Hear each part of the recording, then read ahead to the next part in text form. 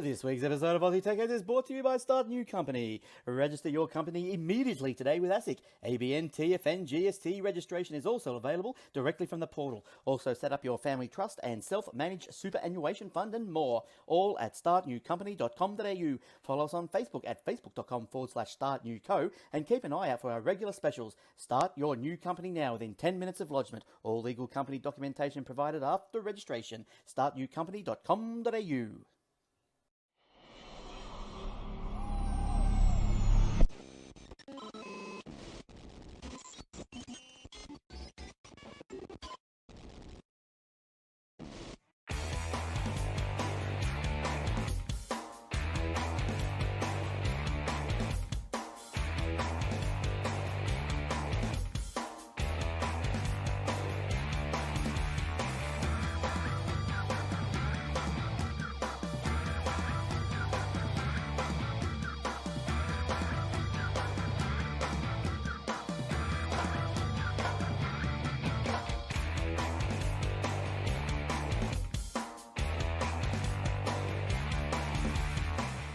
And also brought to you by athwebhosting.com.au. All our servers are operating on SSD drives, immediate activation, SSL certificates, Aussie support, domain registration, and more. Easy install WordPress, Joomla, Drupal, and 300 other one-click installations. Generous space and bandwidth, auto backups, WordPress help and maintenance plans are also available on Contact. If your webpage is important for your business or your life, contact us today. Aussie support, secure services, athwebhosting.com.au. And now for the show. Welcome to episode 706 of the Aussie Tech Heads, recorded on the 10th of December 2020. I'm your host, Jason Oakley, and this is my co-host, Will Tompkinson. Hey, Will. Hey, mate. If this is the 10th of December and last week was the 12th. See, last week you just thought you were in America. That was the problem. Yeah. Reading the digits wrong or something there. I don't know. I feel like a little fella. Oh, you've come down to my level. Thank you, sir. The whole pre-show, it was fine, and then all of a sudden it goes, hey... I can't get it. I have to sit right up close then. This is how I normally sit. Yeah, I don't know what happened there. That was just weird. The whole pre-show was perfectly fine. Then all of a sudden it went, hey, you're going to just like... Oh, the yellow brick road. Hang on, let me just... There we go. Hey. How's stuff with you? Yeah, you know, same old. Just plodding along and... Any news on your insurance and house and stuff? Yeah, they finally got all the quoting and stuff done, and we just ended up just taking the payout. It's just easier because, like, they're saying, okay, it's, you know, with all the damage that happened, and then we just had another massive storm last weekend. There was more hail damage and more wind damage, plus there's fire damage now as well. They're looking a minimum 2 years before there's tradies. Oh, so nothing's getting done for at least 2 years. So we just took the payout, and I've already got half. Your house is still livable till then? Well, I mean, the stuff that needs to be done, like the windows, solar panels, all that sort of stuff, I can get them done. I've got contacts. I can get them done. I already have started to get them done this week. So I just needed them to get everything organised so I could start getting all that sorted. Some stuff I do myself, like I jumped up on the roof and replaced the skylight this afternoon. Yep. Yeah, so that's good cheap labour. Yeah, that's one thing I'm good at. Even if you're sweating buckets. One thing I'm good at is cheap labour. So you're good at being cheap, are you? I'm actually better at being cheap than I am at being labour. Oh. So better than being liberal. Lol. So, but yeah, no, it's sort of happening. But of course, we've got a massive heat wave, and none of our aircons are working at the moment because they all got damaged. So, and good. Middle of January is the earliest I can get anybody to look at them. Just when it starts to cool down. What's the point of that then? So that'll be great for next year. So just try not to have any more hailstorms between then, okay? Well, yeah, there has been a couple other ones. Oh, not here. We haven't had any, but both sides of us. The people who missed the last big one have pretty much got one recently. It's been bad. It's just been ridiculous.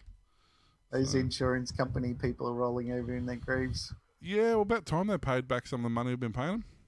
We're not supposed to pay back money. That's not what our jobs are. We take the money. What's funny is though we've never had home insurance. No. No, we've had contents insurance. We've always rented, and we've never had home insurance. And even when we got this place, we didn't really understand how it worked, and only just discovered we were way underinsured. Oh. And so our policy was like, policy started in like July, I think it was. Our new policy where we upped it and bumped up the values and changed stuff and reappraised stuff and everything, and then it was like middle of August. Oh, you had some insider info, huh? No. Might be a storm coming. Better get my stuff revalued. So it was like 6 weeks later, I had a massive storm, and so yeah, we got our money's worth out of that insurance term. Boy, do they hate you.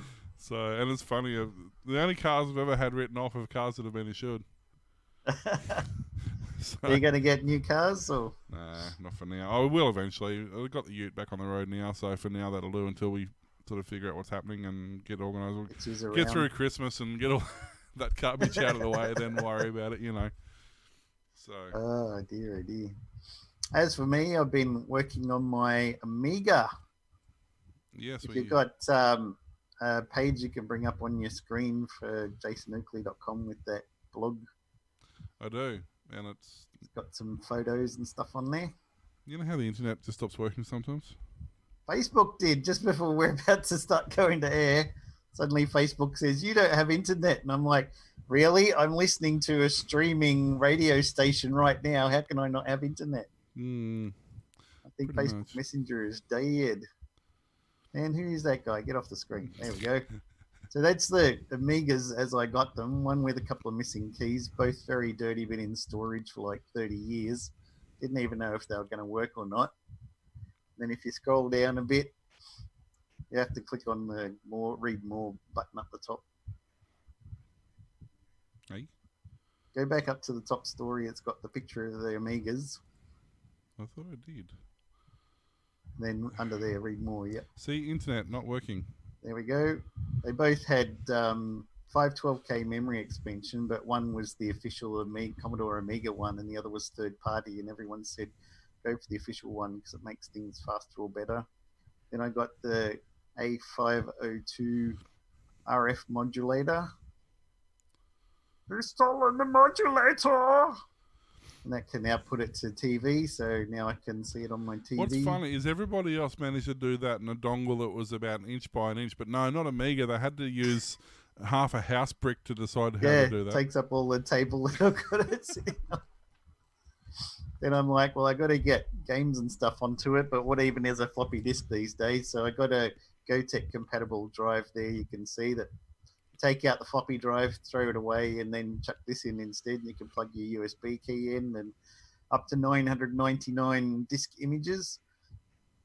You can see a couple little switches there that you go forward and backward through your images, and it shows the image number on the little LCD screen. So 999 images at 88K. So really, you only need like 880K. Hey, at 80K, yeah. Yeah. So you only need what, like a 4 gig card max? Not even. No. Probably. Yeah. Hang on. No, it would only be like. Wouldn't even be that. It'd only be like 600 meg or something. Not too bad. You put all your games on there. So. Yep, and then further down, I got a monster joystick, which I'll pick up here. That's it fully assembled, so you can see a better image there. It's got the arcade quality buttons and arcade joystick from Japan that they use in the official arcades over there. So it's very high quality. It's got a wooden case that comes in parts and you assemble it, screw it all together and everything, and then it's got a cable that plugs into the Amiga, into the joystick port. Works very well. And it's got a switch at the front. So in some games, you had to press up on the joystick to jump because your fire button was for shooting. So you had to go up to jump, but that can be annoying. So if you switch this across, the second button on here does the up motion, which means you're jumping. So you can jump with buttons instead of trying to push up, which can be a bit tricky sometimes, and you end up dying. So that'd be good, especially for like California games and stuff. Yeah. And even just little platformers like Bubble Bobble But the only problem is I found out I tried it on Ghosts and Goblins, but Yep. you need to push the joystick up to go up the ladders, but also up jumps when you're not near a ladder. So I get to a ladder and I'm like pushing up. Just Oh, push it. that's right. It's on the button. Yeah. No, this is not going to work. Switch the switch across. Okay, now I can go up. The sad thing though is the some of the Amiga games don't have the same music. They have completely different music to the Commodore 64, and I'm like, I've got the nostalgia, and I really love the tunes on Commodore 64. And it could be even by the same guy, like I think Mark Cooksey did it on Commodore 64 and on the Amiga. But the Amiga's a completely different tune, and it's like, no, I want the spooky one that was on the Commodore 64. This is nothing like it. And then I played Tetris. No, the music doesn't even sound like any kind of Tetris song I've ever heard before. But I put on International Karate Plus, and it was a better version with better instruments of the International Karate Plus tune done by Rob Hubbard on the original Commodore 64. So that sounded really, really good, and I got right into it. And then if we scroll down a bit further, that's what it all looks like. Oh, there we go. That's the mouse adapter, so you can plug a PS2 mouse into your Amiga, and it works just like an Amiga mouse. So now I can play Lemmings and stuff, which really need it, and strategy games. And then there's a table with all the stuff on there, all plugged in. Looks weird. It looks a lot better than the dirty ones right at the top. It looks weird with a modern mouse plugged into it. It does, yeah. It's not right, but try and get it. Well, everyone's saying the tank mouse that came with it was really, really terrible. You reckon? But you can't really get them now anyway. I used to So love it. I thought they were great. did you? I mean, they're a ball mouse, so of course they last like 3 minutes before you need to clean the ball again. But Yeah, this one that I got plugged in there is a ball mouse. I've also got another PS2 one that's a laser one, but it's a lot. I need to clean it up because it's a lot dirtier. But both of them work. I actually, when I was thinking of getting an Amiga, I went out and got a mouse first to try out on my friend's computer, and I got this really cool one. And then never got an Amiga, so I think I ended up giving him the mouse. Said, "Look, you might as well have this because I've never used it. It's still in the packaging and everything." And I was like, "Oh, will I get an Amiga 600 or a 2000?" I really like the form factor. The 600 looks schmexy as. I really, really wanted it, but then everybody went IBM, so I was like, "Oh well, let's try this IBM stuff," and went on from there. So I never had an Amiga before this one before, but I might be tempted to maybe even try making a game, maybe port the Toxic Frenzy that I made for the Commodore 64 that's coming out at Christmas if you subscribe to Free 64 magazine. the good old Amiga 500, I had one for a while. It's funny. I had a Commodore 64 and an Amiga 500 at the same time. Yep. And I would often bounce between the two of them, sometimes playing the same game. Yeah. You know, just to see what it's like. The games were exactly the same game, were entirely different on the two machines, which they're realistically both within the same time frame. Like they were within a couple of years. They sort of crossed over. And yeah, it was really strange. And then I discovered that I could actually use. It's funny, on my Commodore 64, I had a printer plotter, so I could actually do 4 colors, full graphics plotting with a forward and back plotter table. Nice. But the really good graphics design programs were on the Amiga because Amiga was really good at graphics. So I had this really low res capability of designing the graphics on a printer that could do really high resolution that would only work on the Commodore or not on the Amiga, even though the Amiga was much better at doing graphics. It's like, John is saying he just got an Amiga 600, so now he's got 3 500 pluses and a 600. Mine's not a plus, it's just the original. I found out they call it OCS, original chipset. So when you turn it on, the power light is red, which were the original ones that were in a production run. Then they changed the power light to green in the later versions. Plus, there's a little square Commodore C equals logo on there, which also means that it's an early version. But the newer ones had like a long rectangular Commodore logo with the words spelled out and had the green. So, but I do have the extra memory up to 1 meg of RAM because it came with 512 in the trapdoor. Don't know what games it makes work better, but apparently you can upgrade this to like a plus and even better with add-on things that you can buy, but it'd be like an extra $200-$300, and I'm like, if most of the stuff runs on this one, I'll be happy. Yeah. I've already probably spent about $400 or $500 buying the GoTech for the floppy drive and the mouse and the joystick and the A520 and the power supply, because it didn't come with any power supplies, so I had to buy one of them on eBay, which was untested, so I was lucky that it actually worked. There's only so many. I mean, yeah, there's not a huge amount of things that you can't do on the base. Short of some special programs, of course, but most of the games, most of the all that sort of stuff, they work, you know. Yeah, everybody wanted to target the lowest setup, right? Yeah, so that it would that's work right. on. You don't want to make something and it only works on the Amiga 4000. You're like, well, I would have liked to play that game, but I got a 500, so I guess I'm not going to give you any of my money. I mean, they do now. They just they aim everything at the highest common denominator now, but not back then. They actually thought about the people who's purchased their products. Yeah, well, now they got OS 4 that runs on your PC, so Yeah, or they would have released the product in 2 or 3 different variants for different things. forms. Yeah. So. I think the ones after this was called the Advanced Graphics Adapter AGA. So any of the games, the file names have got AGA on them. I don't bother with because it won't run on mine anyway. Yeah, but it's good enough. I mean, it's an Amiga 500. I never had it. I can play lots of games, maybe program something. John's going to have to start up tutorials now on Amiga programming, aren't you, John? Don't tell him that. He's already doing Pygame games and Commodore 64 and even VIC-20 stuff that he did way back when he was like 14, 15, writing VIC-20 games and things. So he's been around for a while. He says he's just a young fella, though. If you can believe that. Dear. So we got some peoples going across the bottom of the screen, Mr. T. So what we have going on at the moment is we have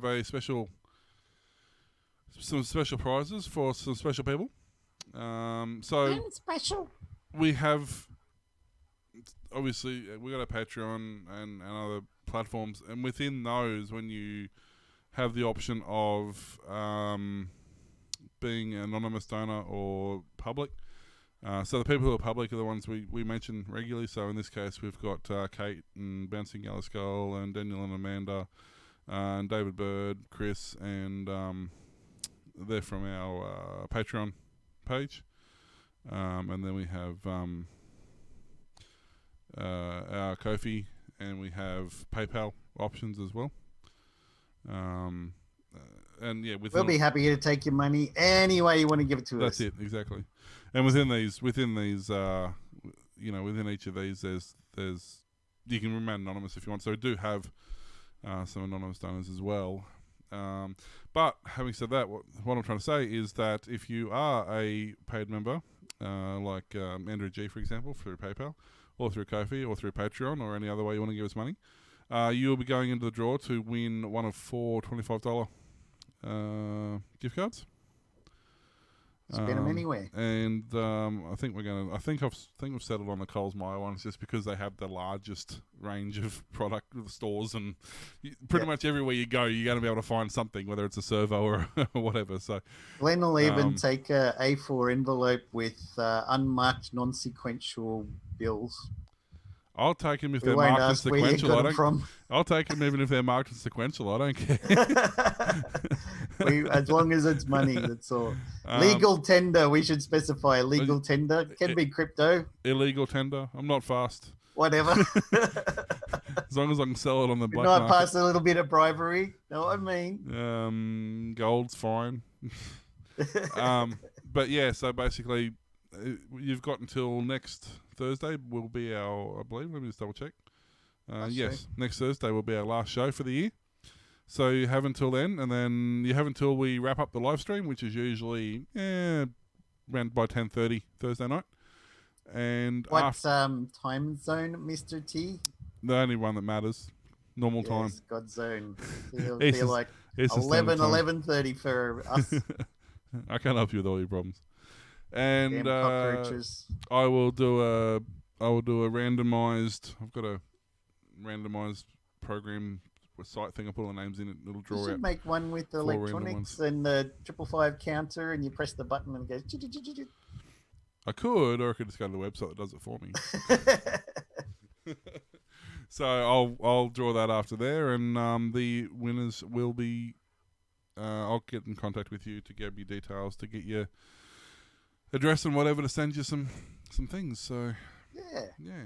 So there's that. Courtesy of Aussie Tech Heads. So give us money, damn it. Oh, and by the way, I should mention the gift cards are coming from some donators of various. They didn't want to donate cash, but they donated gift cards. So they're coming from there. They're doing a full circle, and they're going back out to you guys. Yep. So there you go. We get into some news. Might as well. We've only Show's half over. been ringing out for 20 minutes so far. So Microsoft has been accused of downplaying the impact of a set of remotely exploitable vulnerabilities in its Teams communications app. Microsoft had vulnerabilities. Vulnerabilities, something new, which a researcher said could open up an organization's internal networks and leak information without user interaction.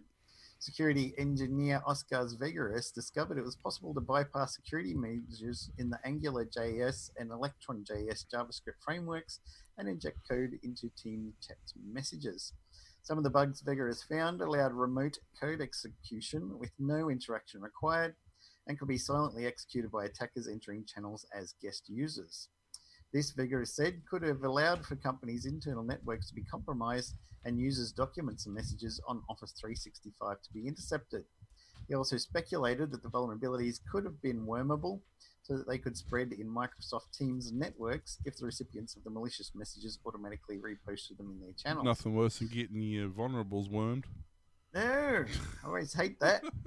By exploiting a cross-site scripting vulnerability on the teams.microsoft.com website, Vega has found it was possible to capture the single sign-on tokens for not just Teams, but also other Microsoft services such as Outlook, Skype, and Office 365. The 5 remote code execution bugs were reported to Microsoft in August this year and patched at the end of October. Vega has said the Microsoft did not assign common vulnerabilities and exposures CVE indexes to the bugs, since it has a policy of not doing so with products that automatically update.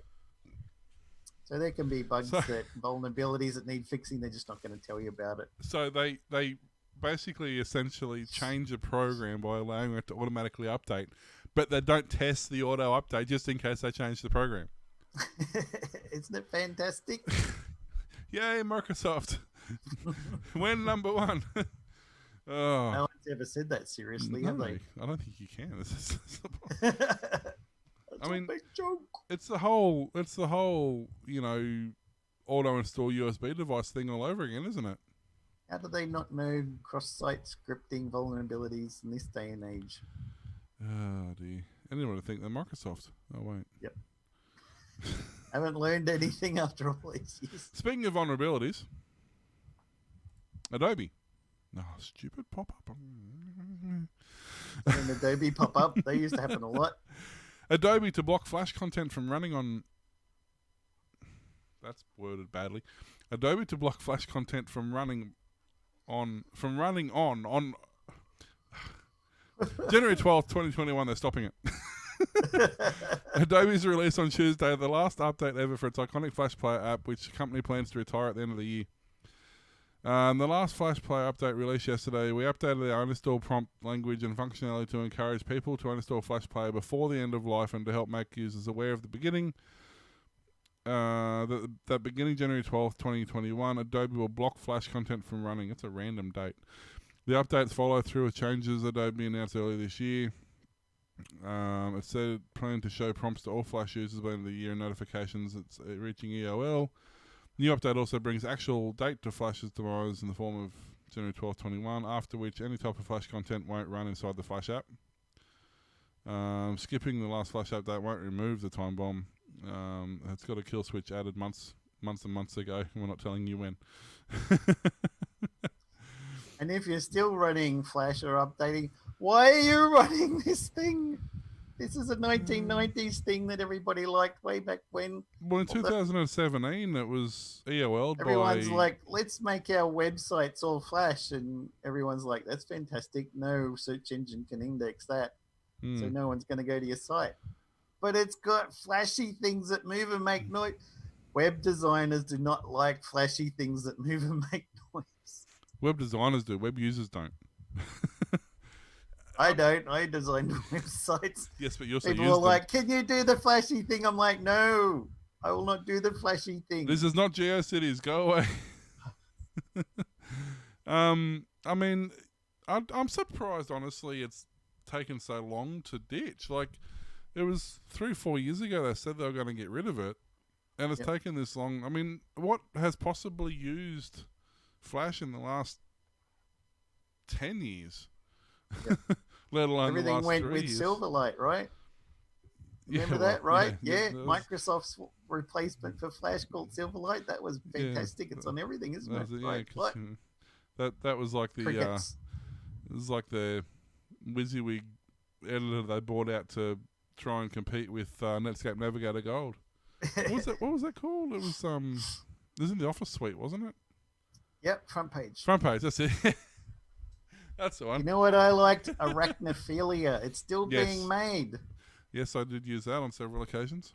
It's fantastic. I use Everything's Netscape. just- I know they stopped developing Navigator Gold in, I want to say, like pre-2000. Yeah. But I remember using it right up as late as like 2000 and Fit on a floppy. probably nearly 2010. Fit on a floppy. Its basic functionality worked. Still does. I mean, you can design a web page in Notepad. You know, it's not to design a basic web page. It's not that hard. And to get a quick page up fast, Netscape Navigator Gold was perfect. Yeah. I should look into that, see whatever happened to it, because it was great. Probably still something going on there. Probably. I mean, X-Tree Gold's been rehashed, so. Oh, geez. John says he codes in Silverlight and it's going to be made redundant in October 2021. Why are you doing that, John? What is wrong with you? I can't help you with all your problems. Netscape Navigator Gold 2 was released in 96. You can still download it though. It's still available. Yeah. So. Is it compatible with Windows 10? I don't know. Be interesting to see if I'm not going to do it now because Run it in compatibility mode. Probably no problems. it's install it now. It's just like nukes my entire system. Well, it was nice doing a podcast. We'll see you again next week. So, but you can see it on CNET. Still has it. Yeah. California. Well, this is an archived article from January 29th, 1996.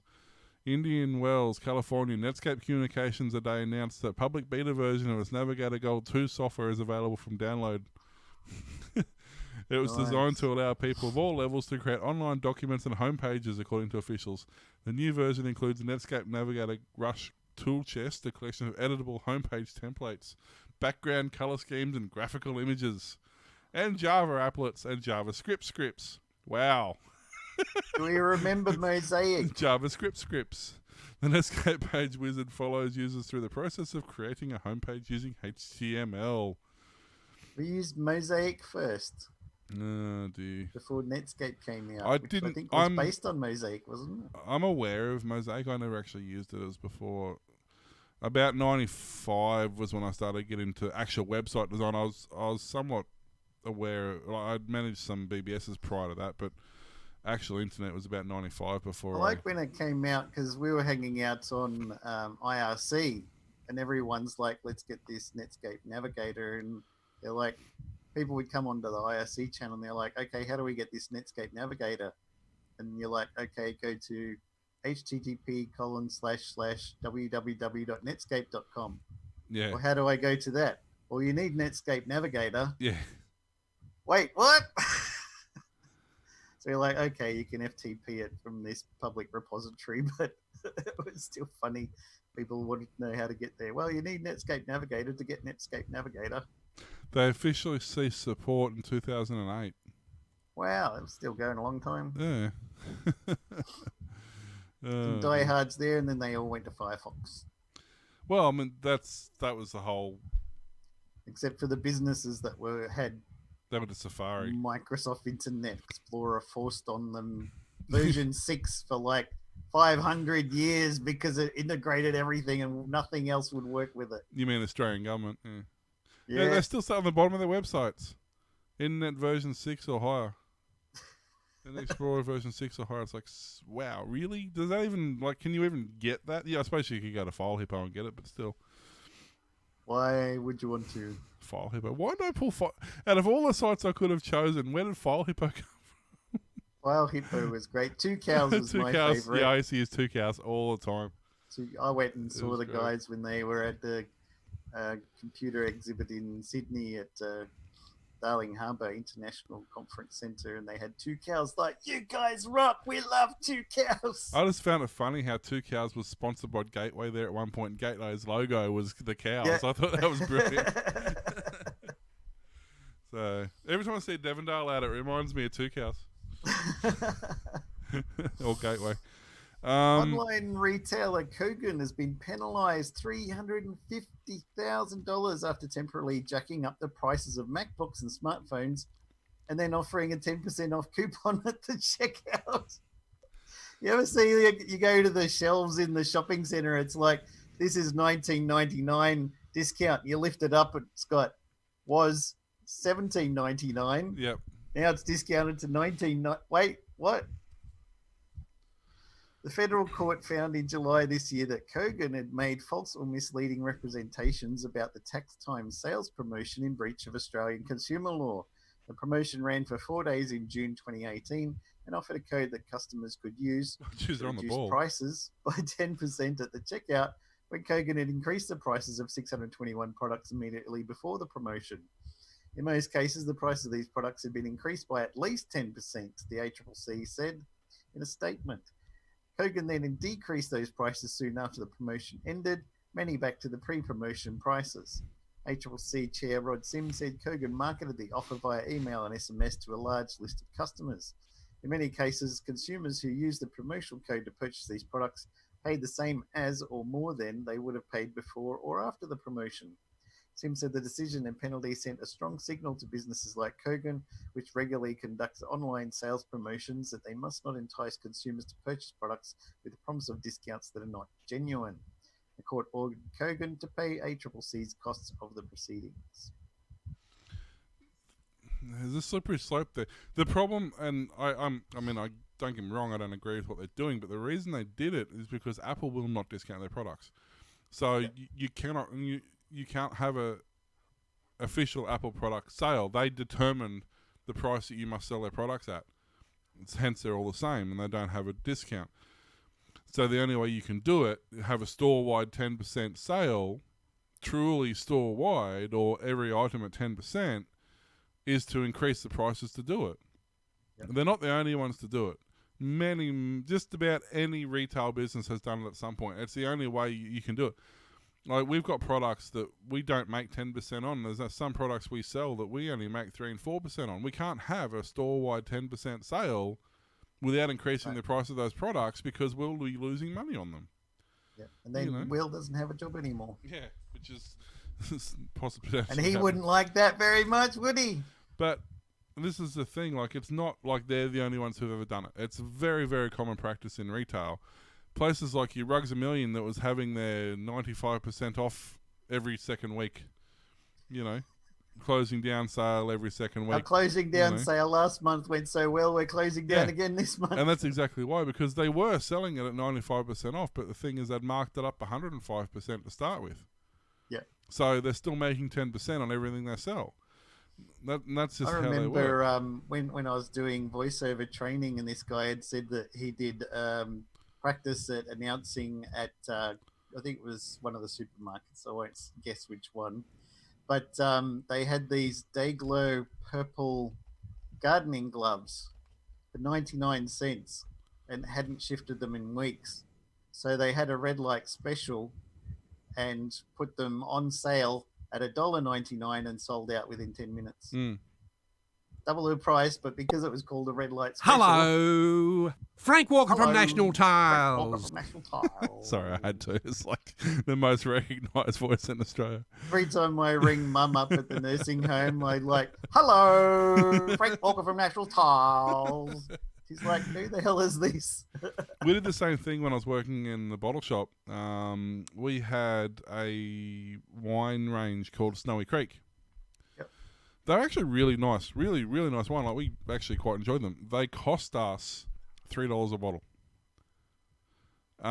We tried selling them at $9.99. We could not move them. We liked them that much. We bought like 90% of the stock that this vineyard actually had, because that's how much really we good. liked them. There's reds, whites, all sorts of stuff. And yeah, we're marking them up to $10 from $3 plus GST. So they cost us $3.30 plus freight. So probably, let's say they cost us $5. We'll sell them for $10. Couldn't move them.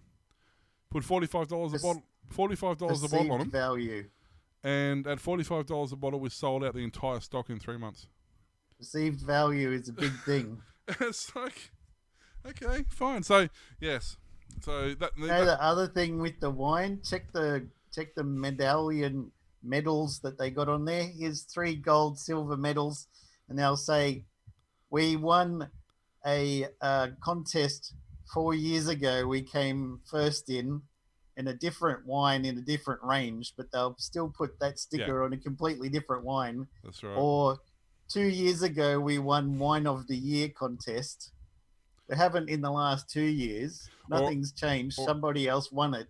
But the little stickers they put on there, the medals, and you're like, oh, this one's got like 6 medals. It must be yours. No, it's not. Or a lot of them you'll find too, they'll do, our 1996 Merlot won 7 awards, but this is now 2020 and you haven't won anything in 14 years. But, you know, so yeah, that's how they get you. It's a bit ordinary. But yeah, it's one of those things, you know, and perceived value, as you said, like, in a lot of industries, the price of the product has absolutely nothing to do with the quality of the product. Nothing at all. But people will pay for it. But people like paying, and the battery industry is rife with this. It's a massive thing in the battery industry. People pay stupid amounts of money for crappy products because it's worth stupid amounts of money. It happens so much. Yep. And there's so many brands out there that charge a fortune because they're a brand name and they spent a lot in advertising to recoup that money. They charge a lot for their product. They're not, and in most cases, they're actually worse and inferior to cheaper products. It's not even that they're the same level as a cheaper product. They're usually worse than a cheaper product. You know, and you just go and look at it and go, the industry's got itself that tied up, you know, that it can't come back from this. No, inferior products now are always going to be more expensive than better quality products because the better quality products don't spend their money on advertising, so they don't need to recruit the money, so they don't need to cost as much. Yep. And you can't charge more for a better product because they haven't spent their money on advertising and people haven't heard of it. So even though it's a better product, it's got to be worth less than a cheaper product. It's worth more. Yep. Same in the food industry, in the supermarkets. You got like 3 different prices, completely different. It's the same product. It's like, you know, peaches in a can. There's not that much you can do that's different to peaches in a can. But this one's got a pretty label on it and it costs like $5. That one's $2. I won't get that. And you're like, it's got the same ingredient. And they come off the same production line half the time. Who went to a bread making company, right? Manufacturing. So they go, and it's currently putting out bread made for the supermarket brands, the generic supermarket brand, black and white coloring, nothing else. They make all of those for one day. At the end of the day, they swap over the labels on the machine, and now it's doing pretty colored labels with the same ingredients at a higher price, just because it's got a different brand. It's the exact same bread, same wheat, same water, same everything contents. Yep. But it's got a pretty label, so people are like, well, I'll pay $4 for my loaf of bread. Yep. It's actually, Norco is a classic example of that. Norco is, you know, predominantly northern New South Wales and southern Queensland. Yep. It's a co-op, basically. Norco's Northern Co-op, or Northern Rivers Co-op. They've got a dairy plant, predominantly ice cream, but does milk and cream and stuff as well in Lismore. And exactly what you're saying. You'll see a whole heap of white containers go through, and they're all the Franklin's brand. And then you'll see a heap of yellow containers go through, and they're all black and gold. And then you'll see a heap of cream containers go through, and they're all like Pixie. And then you'll see a heap more, And the ice cream coming out of the things is exactly the same. It's just changing these containers as they're going through the ice cream machine. Yeah. And the range from a 4-litre tub in the 7 or 8 brands that come off their production line range from $4 for 4 litres to $22 for 4 litres. Yeah. And it's literally exactly the same product. Got a prettier container though. Not even half the Imagine time. you can store all your scones in there, and when your friends come over, they can see you pay expensive ice cream for a scones container. Yeah. Oh, it's absolutely ridiculous sometimes, some of the stuff. But the funny thing is, working in retail basically most of my life since I was like 7. I've worked on and off in retail. So to me, this is common knowledge. Like, it's not unusual that this is a thing that happens. But the people who have never worked in retail, and specifically have never worked in a specific industry in retail, or have had anything to do with wholesale, are completely unaware that this is a thing that happens. Do you know how much complex analysis stores do, like even Kmart, Coles, Woolworths, on product placement? Oh, yeah. How much you pay to have your goods displayed at the ends of aisles? Yep, and you go through, they put the higher price things at eye level, so you'll see them. The lower price stuff is down, but then if you're old and you have to bend down, or you can't see there, or it hurts when you're moving, you're just like, well, this one is really easy to get, so I'll get that. So they charge premium price for that rack, and the next rack down is probably like 2/3 of the price, and the one above it's 2/3 the price. But the one at eye level, for most of the people, premium location at the checkouts where all your lollies and chocolates are, premium locations. And there's so much analysis. They have devices in there that track the Bluetooth on your phone through major shopping centres like Westfield and that, to find out what shops you go to, where you stop, how long you stop there, and what your favourite ones are, so they can move shops around and get them to where people want to go. And same with even just putting things in the store. Most people want to get bread, milk, right? So they go at the back of the store. Yeah, but not at the back. They're back at opposite ends. So you have to walk the entire length of the store. So you go all the way down there. This is my theory about, I don't know if your Coles did this, but not long after the COVID panic stuff and everything shut down, they completely reorganized everything in Coles. All the aisles completely different. Yep. All mixed up. Why is that? Marketing. Yep. People can't go into Coles for a very long time.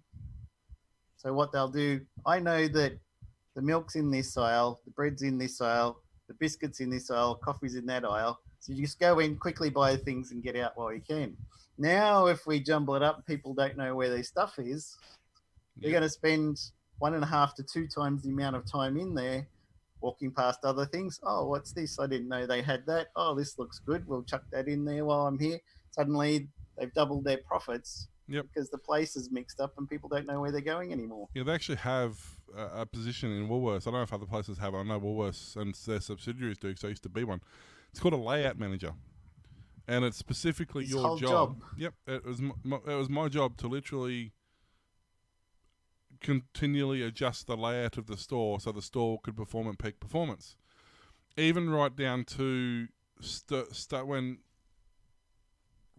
you move an obstruction from the area where you walk in, take that front obstruction away so people have got free choice in where they're going to go. We studied for 2 weeks traffic flow walking through the entrance turnstiles. Most people will go in, turn right, go around the store that way, and then back out. Yeah, 90% of people turned right when they walked through turnstiles, even though turnstiles were in the middle of the store and they had free choice. There's nothing obstructing them. 90% of people turned right. So what did we do? We moved the turnstiles right down to the far left-hand corner of the store, forcing them out of their comfort zone to walk straight ahead, because by turning right, you're missing everything in the store. That's my local IGA. Come in the front doors, walk all the way to the end. Yep. And I'm like, I want to get something in this aisle Yep. near the front door. Go in there, walk back up to the other end of the shop, grab my one thing, come all the way back down to the checkouts. And they've discovered that making people as uncomfortable as possible while shopping, it does two things. It makes them impulse buy a lot more because that is get in to get out. And it makes the premium slots worth more. So you'll pay, like in Dairy Cabinet, for example, you'll always see like Ice Break has the predominant thing. And then you'll see like Big M, and then you'll see like there's other brands tucked away up the top and bottom. And that's because they actually pay the supermarket to have that fascia space. Because that fascia space It'd be double the price. But yeah, it's worth worth money. it. So per stock line, they are paying more to have their items there. I threw that out the window when I was managing the bottle shop. I went in and I faced up the store the way I wanted it faced up and laid out. And these people who are paying premium prices bitched at me that they're no longer getting the premium spot. So I took their products, I chucked them in the dumpster and said, I'm not selling your products anymore. Gonna bitch at They me? Go away. completely flipped. They freaked out. They didn't know what to do. They filed complaints. They tried to do all sorts of stuff. Eventually, they came and apologised and said, it's your store. You can lay it out how you want. Would you just like to sell our products again? And I said, yes, but now you're starting on the bottom shelf and you need to earn me respect for you to come back up. Yep. And after 12 months, I had all my suppliers trained so they'd behave themselves and they weren't fighting over spots anymore. And because what was happening was one rep had come in and he'd put his stock there, and the next rep had come in and he didn't like his stock there, so he'd move his stock down there. So doing it this way, I trained all my reps. You touch something, your stuff goes down the bottom. Do it again, your stuff goes in the bin. Yeah. That's how it works. And end of 12 months, had all my reps trained, had no more problems, and we actually used to sit down, half a dozen of reps would get together, we'd sit down and have a coffee and have a chat and be sociable. It's not like this in other stores. What's going on? It was great. It was the best thing. Our store profits went up, our store sales went up, our turnover went up. The amount of customers we retained in the store for a longer period of time went up, so it always looked like those people in there for a longer period of time, which was great, because when you walk into a store that's got people in it, it feels better than walking into an empty store. You know? So much psychology to it. Oh, it's ridiculous, to be honest. So, but and that's got nothing to do with with what we're talking about. But anyway, Now we're finished with advertising 101. Back to Mr. T. oh dear. Speaking of advertising, if you haven't already, you need to jump on YouTube and you need to watch. It's called Reunited Apart. It has Josh Gad, who is the voice of Olaf in Frozen.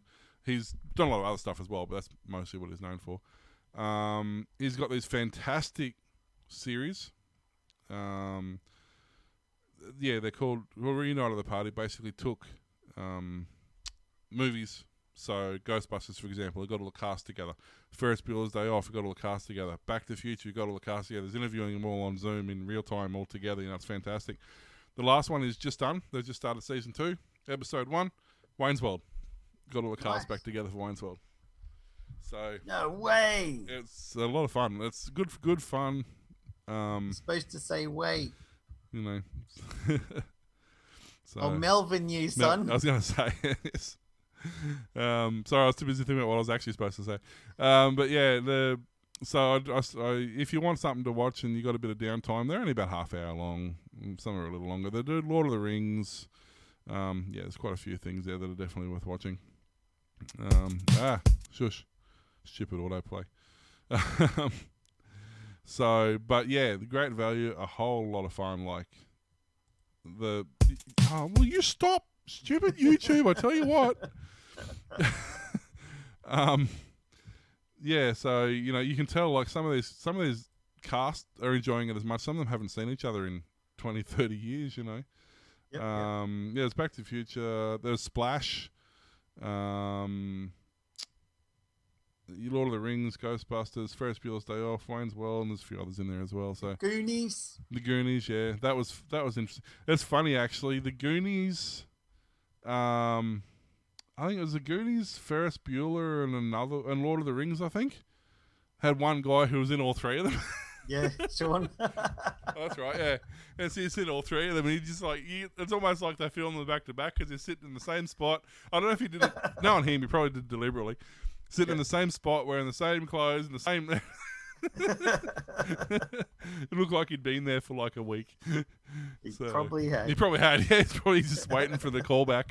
I don't think It's it's the same when I was watching the behind the scenes of Stranger Things. Oh, They yeah. had got the cast talking about the episodes and who did what and who said what and stuff like that, and what it was like. How was it like when you had to do this thing and they're all sitting around the table and the guy presenting it looks like he's just wearing the same clothes and they filmed the whole lot in a couple of days or something. Yeah. No, it's definitely good fun if you like those retro sort of cult. I guess What we're all about. apart from Lord of the Rings, they're pretty much all cult classics, really. So they're definitely worth. I don't think Lord of the Rings. It's a great movie, but I don't think it'll ever be a cult classic in that regard. Books maybe, but not the show. Yeah. But anyway, Now, Rocky Horror, Rocky Horror, the movie that was never supposed to happen. Yeah. Yeah. that one is cult classic. Well, Back to the Future, Rocky Horror, Wayne's World, even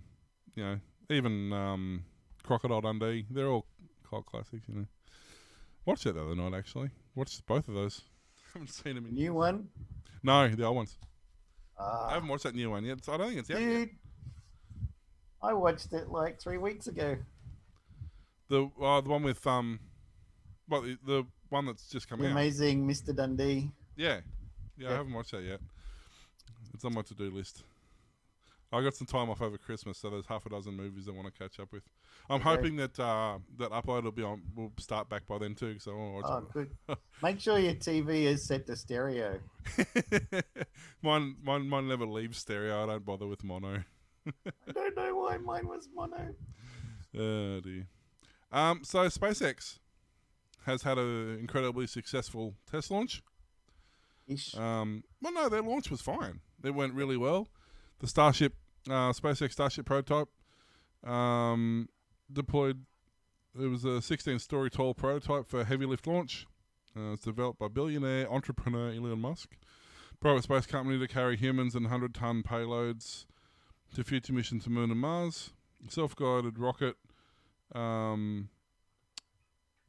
reached an altitude of 41,000 feet, propelled by 3 SpaceX newly developed Raptor engines for the first time. And then it kind of went pear-shaped a little bit after that. I'll just play the video because I can. Maybe I can't. Hang on. There we go. Stick it up in the bottom top corner about that pink. I should do that. So you can see it thrust down, and then they fire the main thrusters here. But it did everything it was supposed to do. It self-righted. It flipped around the right way. But you can see the thrusters really struggling to slow it down enough, and it explodes on impact. Basically, what happened was they didn't have enough head pressure in the fuel, so effectively it couldn't produce enough flame or thrust. Therefore, it had come down. Elon Musk basically said the header tank pressure was too low during landing burn, causing the velocity to be too high. But we got all the data we need. Congrats, SpaceX team, and let's do it again. Yep. So basically, what did I read somewhere here? It was $135 million. So they're just going to build another one and try again. Yep, So why not? they'll put enough fuel in it this time to do the trip. But they basically ran out of fuel. Is effectively what happened. They went around the block and couldn't make it back to the driveway. Yeah. Need a push. Can someone get out and give us a push? Just bring the jerry can. Just spare jerry can in there. But yeah, If anyone can, Jerry can. dear. I might. But yes, it's ostentatious. Ostentatious Australiana. Yeah. That's it. So yeah. Well, going along with that one, in a high-stakes mission that could take 5 years to complete, NASA wants to land astronauts on Mars in the 2030s. Transporting enough oxygen fuel on a spacecraft to sustain the mission for anywhere near that length of time, however, isn't currently viable. The way NASA plans to address this problem is by deploying MOXIE, or the Mars Oxygen In Situ Resource Utilization Equipment. This system is in testing phase on the Mars Perseverance rover, which launched in July. The apparatus will convert carbon dioxide that makes up 96% of the gas in the red planet's atmosphere into oxygen. On Mars, oxygen is only 0.13% of the atmosphere compared to 21% of the Earth's atmosphere. The MOXIE system essentially produces oxygen like a tree, pulling in the Martian air with a pump and using an electrochemical process to separate two oxygen atoms from each molecule of carbon dioxide, or CO2. The experimental technique proposed by Vijay Ramani and his colleagues use a completely different resource, salty water lakes beneath the Martian surface. The presence of the brine is fortuitous because it lowers freezing point of the water. You can take the salty brackish water and electrolyze that. Our process takes the water and splits it into hydrogen and oxygen. The method proposed in the new paper, however, assumes that these brines are readily available on Mars, said NASA's principal investigator, Michael Hecht, for MOXIE, and the Associate Director for Research Management in the Massachusetts Institute of Technology's Haystack Observatory. Now, we saw recently that, wasn't it one of the Indian guys had said that aliens exist 100% now, so we might meet them up on Mars, and they've talked to Donald Trump and everyone. I can almost guarantee aliens exist. What I can't guarantee is whether they're dumb enough to come anywhere near us. That's probably why we don't see them very often. Are you crazy? I would go near that planet that's been blacklisted. It's full of morons. Intergalactic waste planet. They're hundreds of decades behind us in technology. You know how you got that circular filing system in the office? That's what the Earth is. So basically, the MOXIE is a reverse fuel cell. It's interesting. I'm just reading about it. Yeah, it converts CO2 into oxygen and carbon monoxide via solid oxide electrolysis. Yeah, that's really interesting because I'm going to be curious and read a bit more of that. The salt water one is very clever because salt water turns into hydrogen very, very quickly. So you can get an unstable fuel very quickly out of that, and it doesn't take much energy to do it.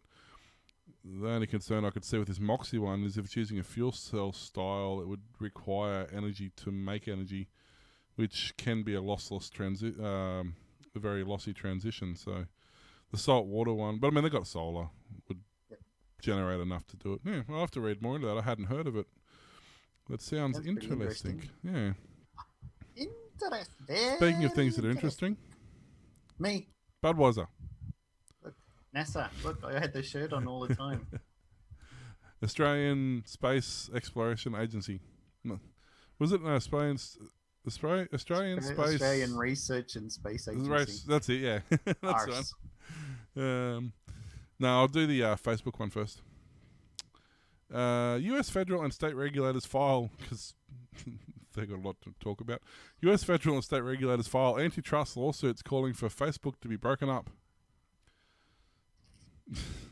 Facebook has been sued by the U.S. Federal Trade Commission and a bipartisan coalition of over 40 attorney generals, although it does say 48 further down. I guess that's over 40. For allegedly stifling competition by buying up or cutting out competitors. Would they do that? Like eBay. Yep. eBay's never done that. Skype's never done that. Nope. Two lawsuits filed by the FTC. Both accuse Facebook of buying up companies, namely Instagram for $1 billion, WhatsApp for $19 billion. Yeah, just those two. To limit any competition that the potential to erode the companies. Now, I don't know. This just goes on and says that, according to the coalition's legal compartment, Facebook allegedly pursues an open first, closed later approach, whereby its platform is to open third-party services unless they pose competition. But they're a private company. This is what people forget about Facebook. Because it's on a public forum. You know, Facebook's on a public forum. It's on the internet. So people forget that Facebook's a private company. And effectively, their only restriction at the moment, this is all going to change if these private, like the American government and the Australian government, do this thing. They get together, they're going to change all this. But at the moment, they're effectively only bound by normal American trade rules. So there's things you can and can't do, but anything outside of that you can do. So when you use the service, you're using it because you've agreed to use it. You've agreed to their terms and conditions. So if you don't like what they're doing, you just don't use their service. Whether or not you agree with what they're doing is irrelevant. Like, I had this argument with somebody saying that they shouldn't be, one-sided with their elections and what they're showing and promoting and what they're culling and what they're saying is false information. I said, no, they shouldn't be. You're right. But I'm not going to stand here and say they can't. I agree with you that they shouldn't do it, but I also agree that they should be allowed to do it. It's the whole point of having freedom of information, freedom of speech, freedom of technology, freedom of your own business. Like, it's somebody wants to burn the Australian flag. I'm not going to necessarily agree with them doing it, but I agree that they have the right to do it. This is the problem with what's happening today. Everybody's a snowflake, and you can't do it because I don't like it. Well, that's irrelevant. I can do it regardless of whether or not you like it. That has nothing to do with it. I don't care how you feel. That's got nothing to do with it. I can do it, and whilst you may not like it, that doesn't mean I can't do it. You hurt my feelings. Yeah, exactly. And this is the problem with what's going on. And it's the same with this. They've bought out a couple of companies who, let's face it, Instagram was struggling like mad before Facebook bought them out anyway. They probably, they wouldn't be what they are today without Facebook, And WhatsApp's probably exactly the same, honestly. Still WeChat and TikTok. Yeah, and that's the thing. They're not the only ones, There are other alternatives. That's like saying Google's got a monopoly on YouTube. Well, it does, but there are other platforms that work perfectly fine. It's not Google's fault that they market YouTube better than the other companies. It's just, I don't know. So, but basically, yeah, that's what they're complaining about, that they're going to say, hey, you have to, you can't. They monopolize all of the search too. DuckDuckGo and Bing and all of the others don't exist, right? Yeah, well, that's exactly right. Well, this is what I was saying the other day. Like, Alexia, what's the name? The iPhone thing, and Siri. Yeah, Siri, Alexia, and Google Assistant. No, Google. And Cortana. Yeah, Cortana. Those three use Bing, but Google Assistant and Bixby, I think it is, use Google. Yep. So it's not even like an open source, I guess closed source, but a third-party product still has a choice of what search engine they're using. It's not like Microsoft says, hey, you have to install Internet Explorer and use... Oh, wait.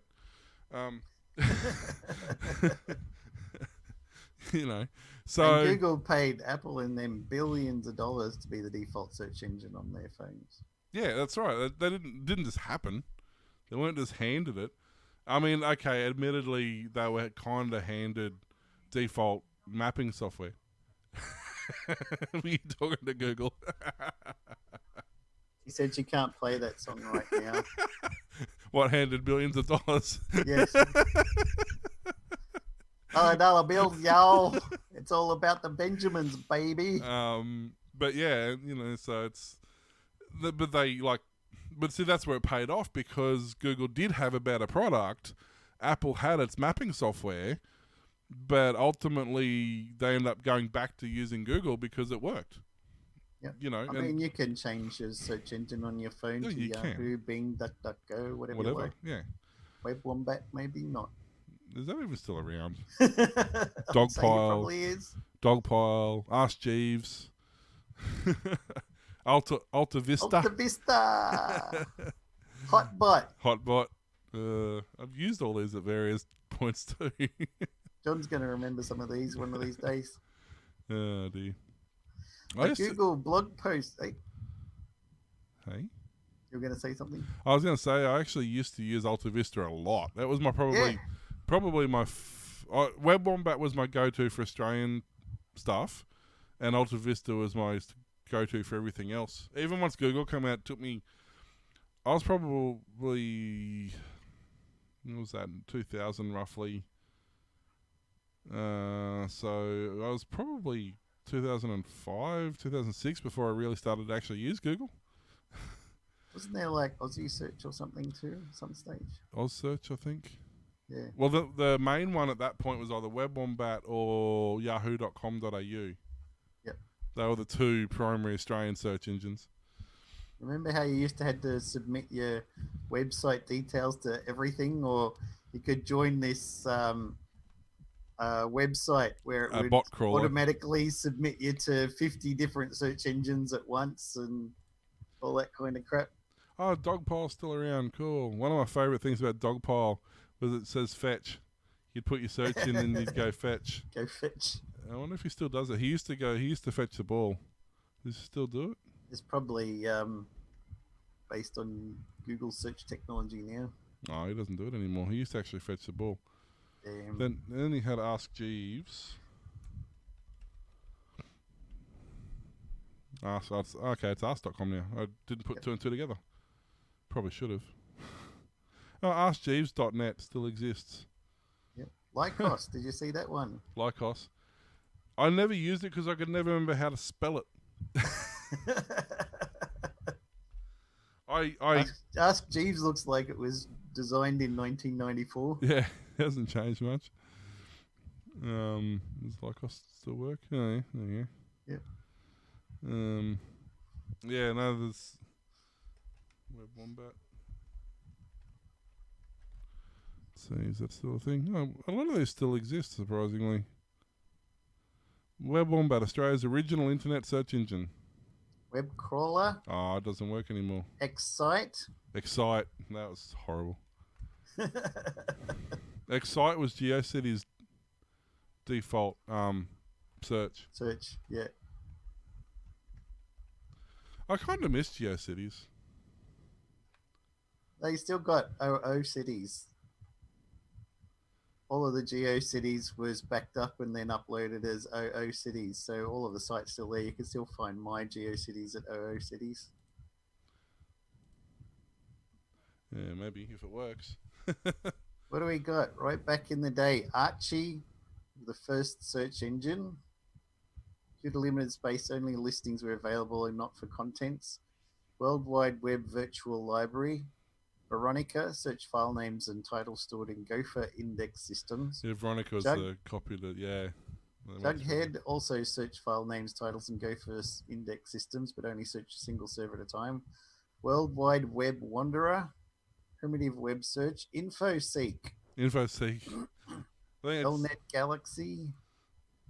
AliWeb, Yahoo, Web Crawler. Lycos, LookSmart. Oh, yeah. Competed with Yahoo, Excite, Alta Vista, AOL bought Web Crawler. Netscape begins using InfoSeek for default. Google beginnings.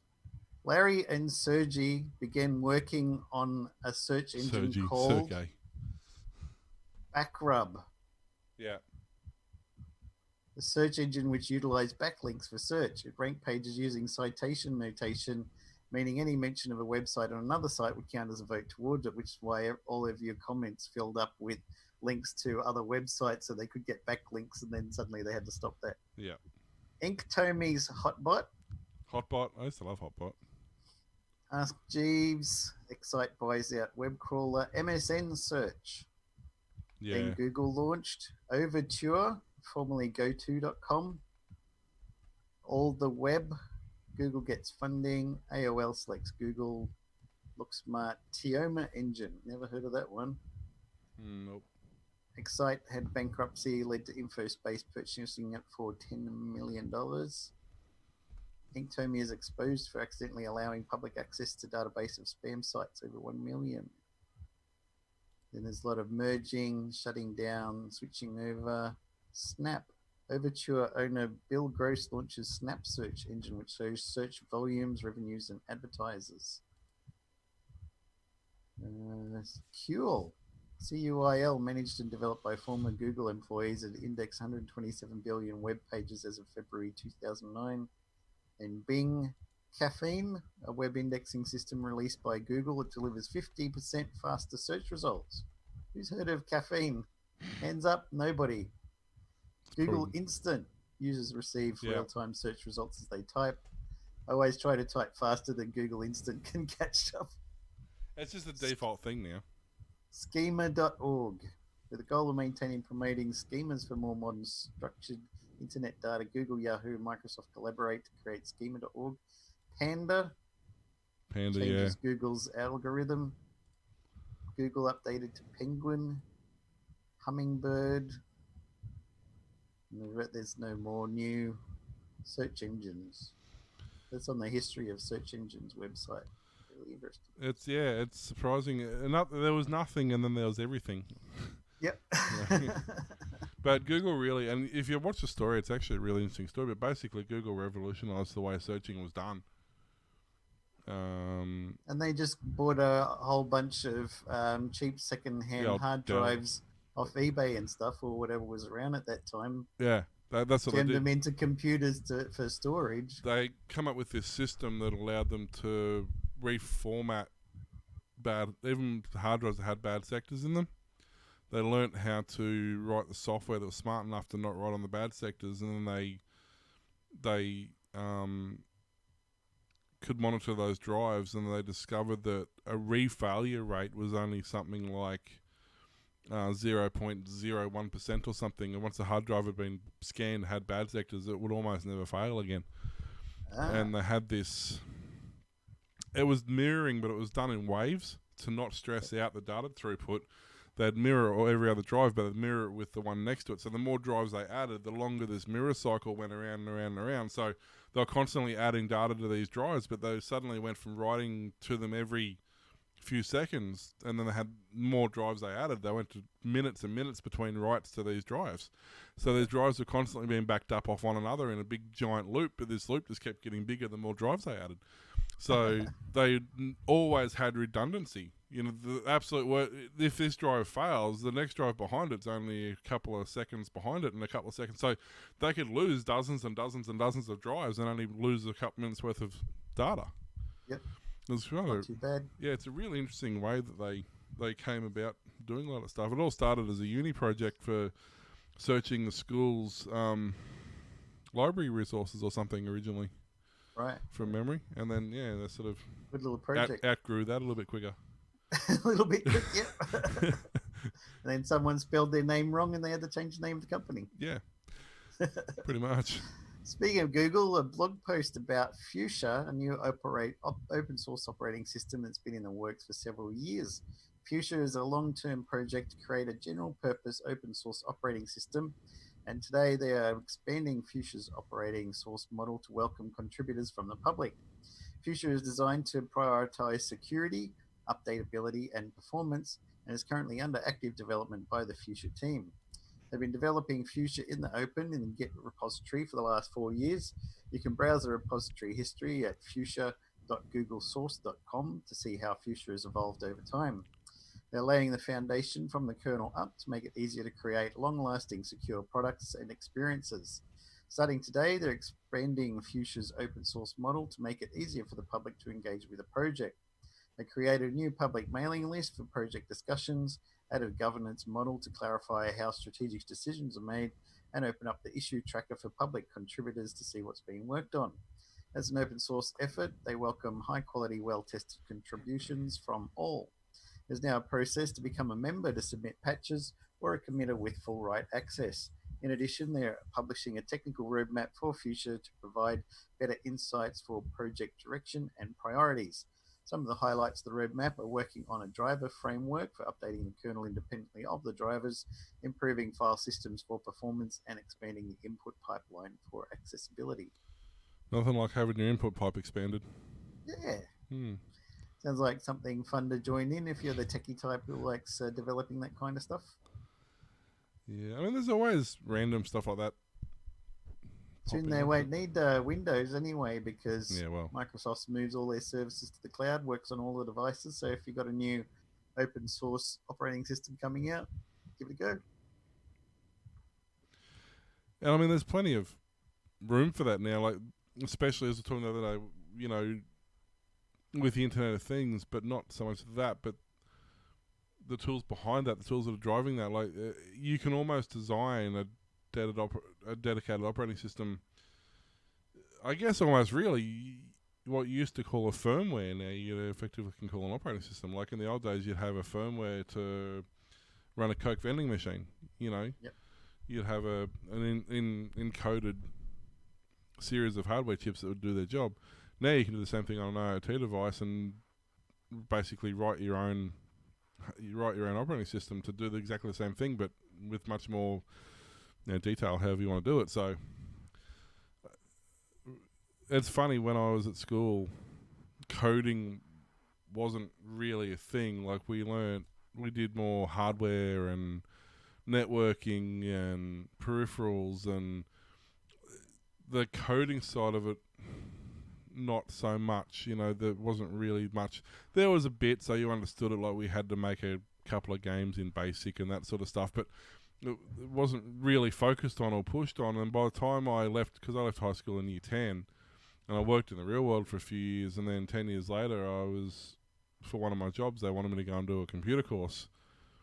And then suddenly, like 90% of this computer course was based on coding and software and like all the stuff that we didn't bother about 10 years earlier. It was, it's so funny how that shift happened, and now they go hand in hand, because when you buy a piece of hardware, like you buy a Raspberry Pi, yep, you can put default software on it, but to get the most out of the device, you then effectively recode the software to do what you want the hardware to do.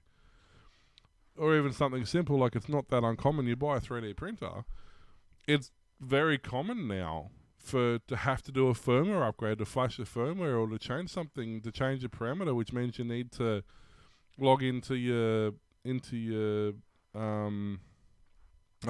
backend and change files and settings and re-upload it. And it's not super easy to do, but it's not incredibly difficult, and there's enough support material out there to do it.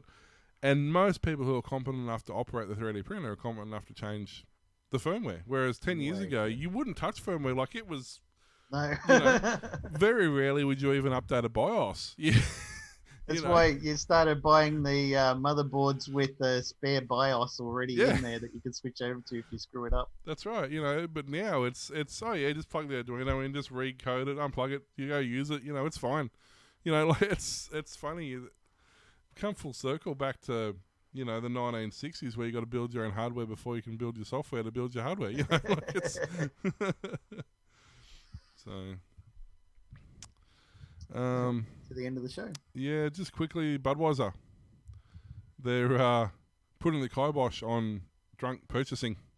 They don't want to be responsible for.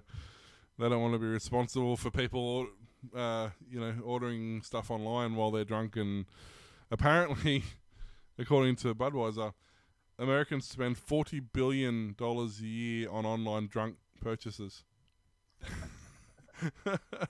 Like, they need one of those things like they had in the Gmail where you have to answer a mathematical question before you can buy a new dress on Amazon.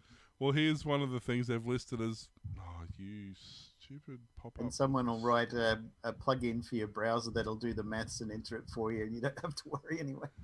This is what, apparently this has been hugely popular the last 3 months. It's a funny space sloss with pizza shower curtain. Nice. It's $50, and apparently it's one of the largest selling items at the moment on Amazon. And a lot of people like the Jeff Goldblum one. Jeff Goldblum shower curtain. Yep. And they're like, so yeah, they don't want to be held responsible because. Yeah, because that's the only alcohol company in the world is Budweiser. Okay, I'll stop buying your beer. So their new ads that are showing are saying, yes, you can have Budweiser, but don't forget, y'all, we do Budweiser Zero, which is the alcohol-free version, because you're going to love that. It's going to be you're not going to notice a difference. It'll be completely the same. Just trust us, all right? He'll be the designated driver only, right? the- I'm drinking a Budweiser, same as everyone, right? The irony is they're basing a zero alcohol shopping regime of a product that you would only buy when you're drunk. Yep. You're not going to buy non-alcoholic alcohol when you're sober. already drunk. So you're going to have to be drunk to buy it. So Doesn't pass the test. yeah, but yeah, I thought it was funny. But yes, I know that's all I can do. Just put a. Are you sure? Are you really sure? Are you 100% positive? Put a capture. You can't do those when you're sober, let alone drunk. Yeah. People just stop buying stuff on Amazon altogether if they had to do that. I actually use the You know why Amazon's got that one-click purchase thing yeah. for drunk people who are shopping on Friday night, who are really bored and they got no friends and they hate everybody and they're like, I can make myself happy by buying a new pair of shoes. I thought it was a new parachute. That too. You can buy that. Just don't pack it when you're drunk. Yeah, well, that's actually honestly one of the reasons I disabled the one-click purchasing. It's too easy, right? It's too easy. It really. And Well, like they have in the US, they've got those buttons that you can put on the wall in your laundry. So when you run out of detergent, you press the button. Oh, really? And that button tells Alexa to order on the 0-day delivery this afternoon, new packet of laundry that gets delivered by a truck that afternoon. Oh no, I didn't know about that. Yeah, they got pre-programmed buttons for all of it. You can say, you go buy a bunch of buttons and you get them set so they prepay for whichever is your favorite detergent or whatever. Press the button on the wall, bang. You got to keep it up out of the reach of the kids, or you end up with 20 packets of dishwashing liquid. Oh man, yeah, I can see how that would end very badly, very quickly. Though apparently, I think they call it dash. dash button. Amazon stopped selling physical dash buttons because of Alexa. You don't need it anymore. No, you don't even need to press a button anymore. Alexa, shampoo. Oh man, but you can order Amazon. You can order them with Alexa. Everything just hears you anyway, as I was telling you before. Oh yeah, it I really said, does. talking to my daughter about Bailey's Irish Cream. I went to Liquorland, bought some, come home. Now I get ads for Bailey's Irish Cream from Liquorland specifically, even though I didn't mention that was the store I'm going to. Mm-hmm. But it came up suddenly in when web pages I'm going to. I'm like, we just talked about Bailey's. Mm-hmm. We didn't say where we were getting it from or when or anything, but suddenly the ads come in and I didn't Google search for it. This is why I run AdBlock. Yeah. They're still listening, You need but to run it on your Google and your Alexa and your Siri and your Cortana. they're still listening, but I just can't tell. It's just easier. Speaking of listening, thanks for listening to the Aussie Tech Heads Show broadcast weekly. We can be found at facebook.com/Aussie Tech Heads, twitter.com/Aussie Tech Heads, and youtube.com/Aussie Tech Heads. Also now at patreon.com/Aussie Tech Heads. Sign up for $4 a month, $10 a month, or much more. If you want to give us tons of money, don't forget to get in the competition. You have to be a subscriber. Or from several other tiers. See the site for details, and coffee.com, ko-fi.com/Aussie Tech Heads. Make a one-off donation of any size. Email us, Glenn, Will, or Warlock at aussietechheads.com.au. You can hear Aussie Tech Heads on aussietechradio.com, 24/7 back-to-back play of some of the best tech-related shows from around Australia and New Zealand. New shows are added each Friday. We'll see you next time. Bye.